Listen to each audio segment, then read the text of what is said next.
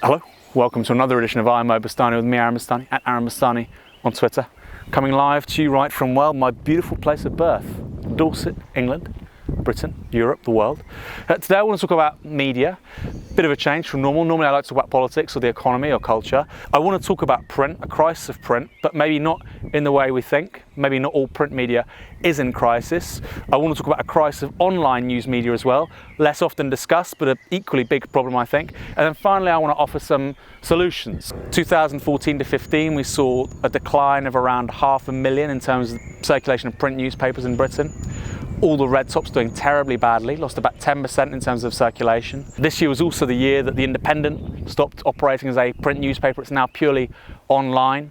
We've seen huge cuts again at The Guardian, huge losses, tens of millions of pounds worth of losses. But while it's all doom and gloom with regards to print daily papers, there's something of a different story for long-form journalism elsewhere. So the Zeit, a German newspaper, a weekly newspaper, has seen circulation go up in the last 5, 6, 7 years, despite the internet, despite digital, iPads, iPhones. Ditto, London Review of Books, circulation's gone up despite the challenges of digital. The same is true for The Spectator. A really amazing example, seems very counterintuitive, goes against all the trends we see with digital. Monocle magazine, launched 2007, was valued in 2014 at $115 million, has a circulation of between 80 and 100,000, doesn't have an iPad version, they're not on Facebook, they're not on Twitter. Founder Tyler Brûlé famously said, "You won't read an iPad on a beach." He seems to have been proven right, because this magazine launched in 2007, like I say, not only had to overcome the global financial crisis, but also a crisis, we were told, of print media, and it's thrived. So there's clearly demand for print media, just not on a regular daily basis. Do we see really then a future for big media kind of, monoliths like The Guardian, like the New York Times, the Washington Post, well, without state funding or without somebody very, very wealthy like Jeff Bezos buying you out, which is what happened, of course, to the Washington Post a couple of years ago? No, they don't have a future. Carrying on the point of print media, and perhaps there is some room for optimism.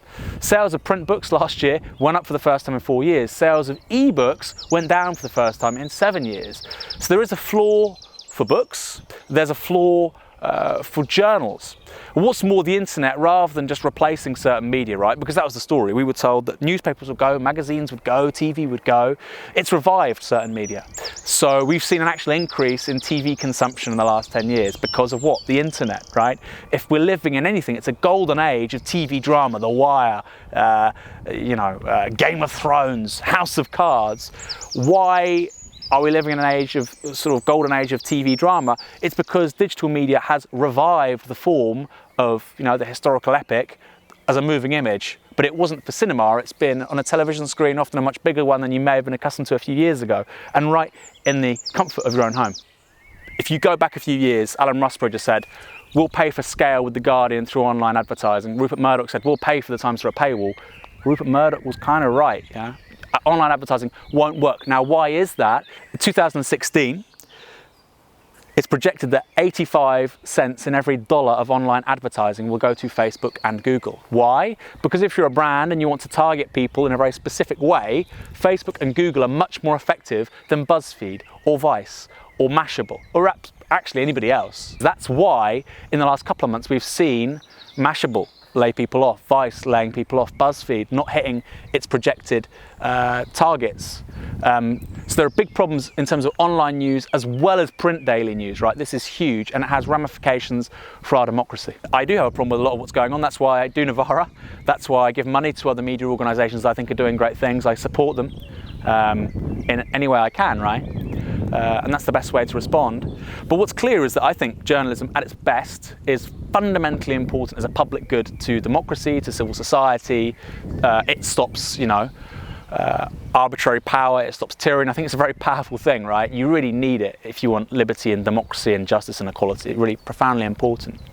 But the problem is all the trends I'm talking about mean that really journalism doesn't make sense anymore, it doesn't really work anymore. The most powerful people in terms of media aren't even going to be newspaper editors, right? They're going to be the men and women who set the algorithms for Google and for Facebook, and that's a problem. So I'm going to outline 3 reforms which I think could be implemented. I think it would cost around £1 billion, and they would do a hell of a lot, not just to revive the British media landscape, but also revive civil society too. So the first one is BBC reform. I have talked about BBC reform so much, right? And I'm still going to bang on about my favourite proposal, which is this. We get a third of the BBC News budget, it's around £300 million, and we make it contestable.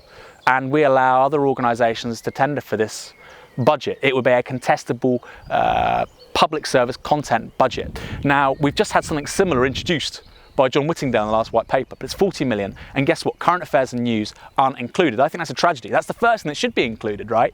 Because you want civil society to make news and current affairs, because it's the stuff that affects them the most. So we'd get about 120 million, it would be contestable, it would be a bit like Arts Council funding, right? And an elected board of people could maybe biannually, every 2 years, give this money out to new media organisations who are serving underfunded audiences, the disabled, BME audiences, particularly niche audiences, or covering issues that aren't really covered by the rest of the BBC. It could be done very well. I think it'd be very exciting, and it would make the BBC a public service broadcast, organisation fit for the 21st century in a really new way that is at odds, I think, with where they're coming from, where they have come from since the 1930s. So that's the first one. The second one, very old-fashioned. I'd say we need to subsidise local newspapers. We need a government subsidy to local newspapers, around £300 million. Now, what would that be for? That would be to pay for content, sure, but it would also be to pay for local newspapers to transition to digital, to do more podcasts, to do more video content. And look, there's such a huge kind of market for this stuff. Again, I don't think you could do a daily paper anymore. But I think local news is so important. Again, it's a public good. It needs to be funded by the taxpayer. Proposal number 3, I think the most exciting of all is this one. It would be a citizens' news voucher. This would be a public subsidy of £10 given to each citizen to give to verified independent media. Okay, verified independent media. £10 a year, could even be some sort of cryptocurrency. I don't know how we do it. And then individuals could give money up to £10, or they could maybe break it up a little bit. It's the media organisations, the individuals of their choice, right? So you go on Twitter, there are some people who like the content they produce. You could maybe give it to their Patreon accounts, or if it's Novara Media, you can go to support.novaramedia.com. I don't know if you know that. That'd be £640 million up to, right? If it's everybody in the country, would be amazing, right? Because then all of a sudden, media organisations, hey, let's even include maybe people like The Guardian, I don't know. I'm saying it should be non-commercial. I don't know how far we take this. They would have to then go to people and say, we're serving you. We want your £10. Can we please have it? Right? And we're going to show you why we merit it. I think that's a fantastic idea. I'd say there's 3 reforms taken together. Let's make BBC News funding contestable. Let's revivify, renew local media, make it interesting, make it sexy. And let's have universal media sort of voucher, public subsidy. Everybody can give money to the content they feel most passionately about. So that's what I think, but tell me what you think. Put your thoughts down on the hashtag #IamBastani. Reach out to me @AaronBastani, because I'm not always going to be at Dorset. Sometimes I'm also on Twitter. Or why not even talk to @Novara Media, based of course where else? London, United Kingdom. The weather tonight, absolutely stunning, This is where I'm from. I always think a little part of my heart will stay in Dorset. But you know what, we've got so much more to do. The rivers of change don't just run through the south of England, the south coast. They run through the whole world, baby. We're going to make a media right for the 21st century, right for changing everything for everybody, everywhere.